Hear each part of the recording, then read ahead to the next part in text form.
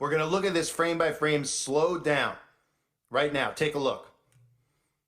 You see how his shirt is moving before there's even a wound on his face, almost like something pumped out of his shirt, like something popped in his shirt. If he was shot in the neck, as we saw, and he fell backwards, we would see the wound on his neck first, and then we would see his body jump, and possibly some of his clothing move, but something's clearly underneath his shirt. That is very clear to see. That is popping up. Watch again. In his shirt, as he falls over. Okay, ready? Move back, rewind, watch again. Pump, opposite way. Now forward, pump, up, out of his actual shirt. So there's clearly a mechanism in place there. And you might say, well, what are you actually getting at? What could be underneath the shirt? Well, a blood squib is a device that they use in films and movies. It looks a lot like this. When an actor is shot, under his shirt is a small explosive device. These squibs contain fake blood packs that burst open upon detonation, creating a realistic gunshot effect. However, the explosion can also cause minor injuries, such as burns or bruises.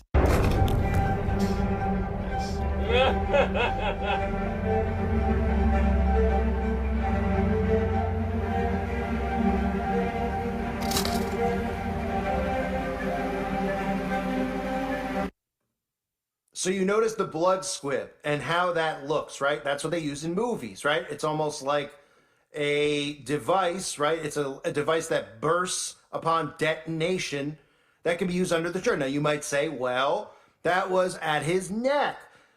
But how do we not know that they weren't using more sophisticated technology? Because, of course, we know DARPA has the most insane technology that we could possibly imagine. We can't even imagine it. It is so insane, including things like smart bullets that they use where they could snipe somebody out from anywhere at any time. And again, if they wanted to assassinate Donald Trump, they would have assassinated Donald Trump.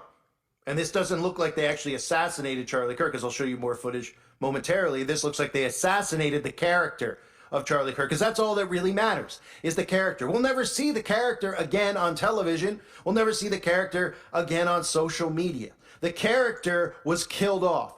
What you're watching is a show. It is a stage. All the world is their stage, right? Like the Mossad tells us, the whole world is their stage. And who do you think's pulling the strings? We create a pretend world. We are a global production company. We write the screenplay.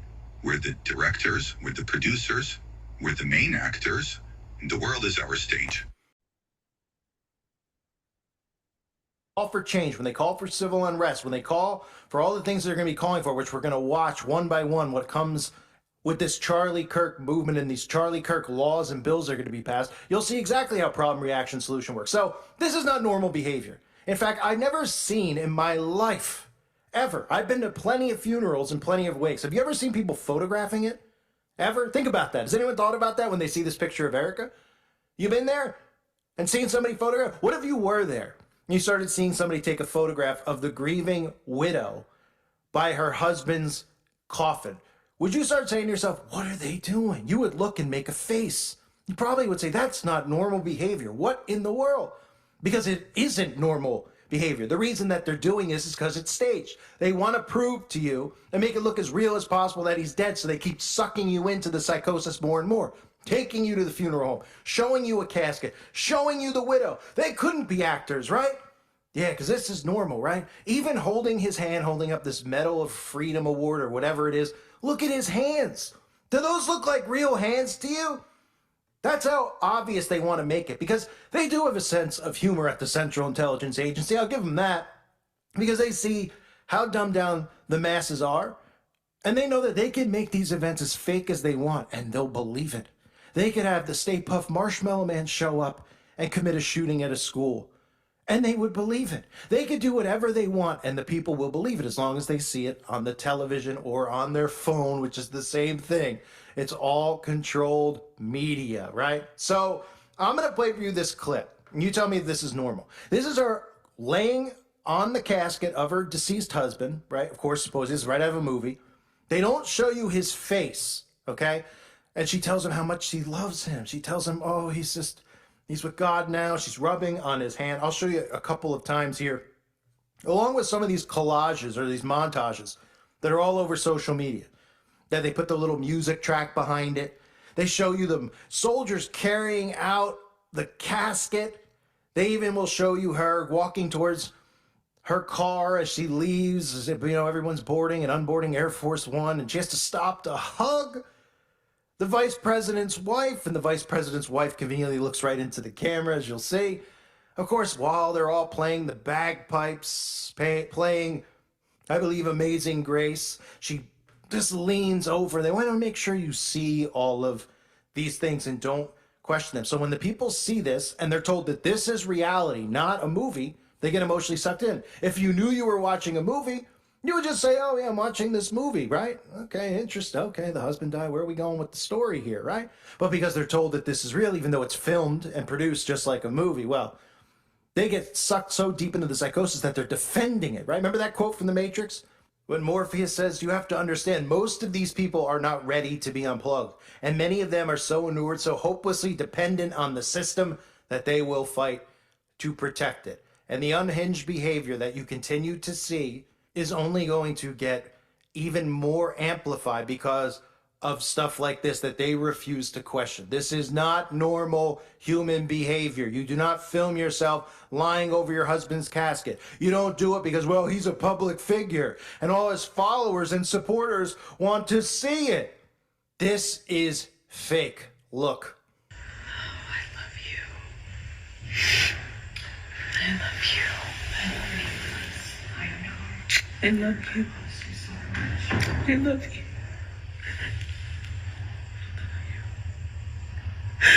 God bless you.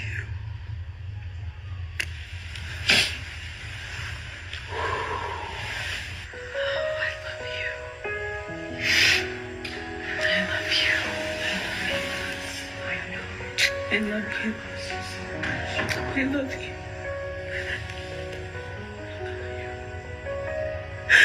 God bless you.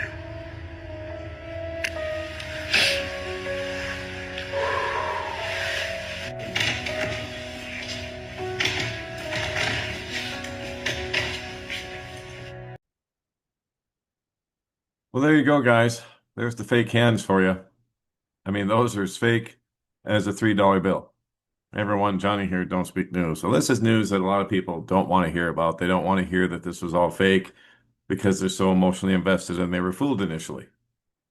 And initially, I thought it was probably real as well until I took a step back, waited a little bit, and started taking a deeper dive after things start to come out and things start to sort themselves out. And as you can see here, those aren't real hands. Give me a break. And then we've already talked about what was under his shirt. Someone said he had a bulletproof vest on. Well, a bulletproof vest doesn't shoot air up through his shirt to make it puff out like it did when you look at the slow motion stuff. And then, of course, it was most likely one of these props that they use for filming blood in Hollywood movies. As we also saw in this video clip that I showed you. So, wow. And like it says here from Revelations and Rabbit Holes on Telegram, you're being psyoped. So here's Charlie-Kirk's assassin they're talking about, right? And they're saying that Charlie-Kirk assassin Tyler Robinson lived with his transgender partner, sources tell me, it says here. The individual who is a male transitioning to a female is fully cooperating with the FBI. Sources tell me the FBI had texts and other communications between Robinson and the individual that helped FBI authorities solidify that Robinson was indeed the shooter. Right. So, like you can, I mean, it's just too much convenience here. Too much narrative going on here. What are the odds that the patsy taking the fall for the Charlie-Kirk incident just so happens to have a transgender partner? What are the odds, indeed? And what are the odds? The very last question Kirk was asked before being unalived was on tranny mass shooters in America. Indeed. We've all seen that video time and time again. Those were his last words. Isn't that something? Or the last question, I should say. Last month it was Minneapolis. This month, Salt Lake City. Both incidents involving trannies in the narrative. Do you see the pattern here? So what came from the Minneapolis psyop? Jewish AI, predictive policing, and more reason for personalized medicine. Aside from the other telling signs, 33-hour manhunt, 1 day before 9/11, and 3 days after a blood moon, dude with the sniper shirt at TP event in March, etc. And the obvious division, this is causing by design. This event will also justify both AI predictive policing by Palantir and AI personalized medicine, Project Stargate, into the minds of the feeble masses, and yes, even those who claim to be awake. I could be wrong, and I want to be, but I haven't been so far, and I agree with him. I don't think he's wrong either. And then I put this up here the other day. There's been a lot of rumors that he was the killer, the accused killer of Charlie-Kirk, was on the gaming servers of Discord and putting all kinds of vile things on Discord. Well, Discord denies those claims that Charlie-Kirk's shooting suspect planned the attack on their platform. The company confirmed that the account tied to Tyler Robinson, so they confirmed that there's an account, but say that there's no evidence he plotted a shooting or promoted violence there. So once again, that part of their narrative is falling apart. And then we have this. Pentagon Chief Pete Hegseth tells staff to find and identify military members and any individual associated with the Pentagon who have mocked or appeared to condone Charlie-Kirk's murder so they can be punished, according to 2 defense officials. Yes, people are being fired. People are being punished. You know, there's even talk of putting people in jail for mocking this murder.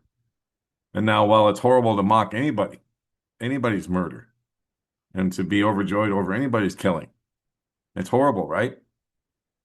It's horrible. But it shouldn't be illegal. There's still something called free speech, and that includes unpopular speech that you don't like, that you may find disgusting. But if you want free speech, there you go. You can't just start persecuting people who say things that you don't like or agree with. But that's what they're going to do with this. That's where they're going with this. They're going to use it to increase AI surveillance and policing upon all of us, including and especially our free speech. Now you see here how it's setting off the divide. This is just an example or a picture frame of all the different social media tweets out there in this case, showing how many people are saying it's time for war and or civil war. That's what they're saying. And of course, as believers in Jesus Christ, we don't belong to this world. We belong to the kingdom of heaven. So we're not supposed to fight for this world or for nations. We're not supposed to take oaths either. But like it says, influencers, feds, and political puppets are trying to put civil war on your timeline. Meet the new class of Operation Mockingbird. I saw a video earlier today of MSNBC saying they need to have weapons. They need to be armed because this is a war. Just saying. Even the media's fanning the flames of war. If any one of us did it, we'd be arrested for, insurrection or promoting insurrection. It says World War III will be a guerrilla information war with no division between military and civilian participation. And I would agree with that statement. And then like it says here from the War Monitor, I got this the other day as well. Stop trying to suggest Charlie-Kirk was assassinated for his recent anti-Israel statements. Kirk has been Netanyahu's voice in the U.S. for as long as I can remember. His words aided in the killing of innocent children in the Levant. Yes, the genocide in Gaza. And he was Israel's most valuable Western asset. But because he was allegedly having second thoughts about the genocide in Yemen and was also criticizing President Trump in recent statements in regards to how he handled the Epstein files, that's not enough. That wasn't the reason that they killed off the character of Charlie-Kirk. They killed it off to really kick things off in regards to the civil war that they want, to watch America tear itself apart, which it already is doing, as evidenced by all these tweets that we see here from all these influencers. So there we go, guys. I think that's all I'm going to cover here on this whole Charlie-Kirk situation. But I would ask you to, what I would suggest to you is please don't fall for this stuff. Don't get emotionally involved in this stuff. Take a step back, take a deep breath, and then take a more objective look after things have settled down, which is why I haven't been jumping on this day after day after day. This is the second video I think I've done on it altogether. So, and that's all there is to say as of today, at least for me. I'll keep my eyes on it in case there's other developments. But like I said, I would expect to see some type of draconian police state type legislation or further curtailing our free speech to come down the pike, and they'll probably call it the Charlie-Kirk Act or something like that, or the Turning Point Act. Who knows? I would expect more legislation aimed at strengthening the police state to come down the pike very soon. And that'll be it for now. Don't forget, don'tspeaknews.com is home base for everything that we do. I put a lot of stories here that we don't get a chance to speak on anywhere else because they won't let us. So I put this one up here the other day about people that are going missing if they're living homeless in America. And it's happening more and more now. And I've been saying this for years, that eventually America would have had enough of the homeless causing problems, the ones that are mentally disabled and on drugs. Not all of them are, though. And that's the thing we need to remember. So anyway, once America had enough, that they'd start to disappear, never to be seen again. That would be the final solution, so to speak. They'll take you to camps and they'll promise you probably food, water, and shelter, food, water, shelter, and everything, and make it sound real great. But it'd be like the Roach Motel. You check in and you never check out. And I took some excerpts from this video here about people who are going missing, living homeless in America. I also put a transcription of the video there. Very informative video. If you haven't seen this post, I suggest you go check it out. Some good comments underneath it too. Thanks for those as well. I put this up the other day about the severed head of a motel manager rolling across the parking lot. I didn't put that on YouTube because they wouldn't have let it stand. Mexican drug dealers learning drone warfare tactics in Ukraine, and much, much more. Over 2,700 articles and stories now on don'tspeaknews.com. If you want to support the channel and keep us on the air, because we're listener supported only, click on channel support, and all the ways to support us are listed underneath here. I want to thank everybody for their support this past week. It has been tremendous. Thank you so much. And thank you for the prayers as well. Earlier in the week, last week, I was, I guess it is a new week starting today, right? Anyway, last week I had some serious gut issues going on. And then once you guys started praying for me about it, they went away. So the power of prayer works every single time. Always remember that. And that will be it for now. God bless, take care. Johnny Storm, Don't Speak News.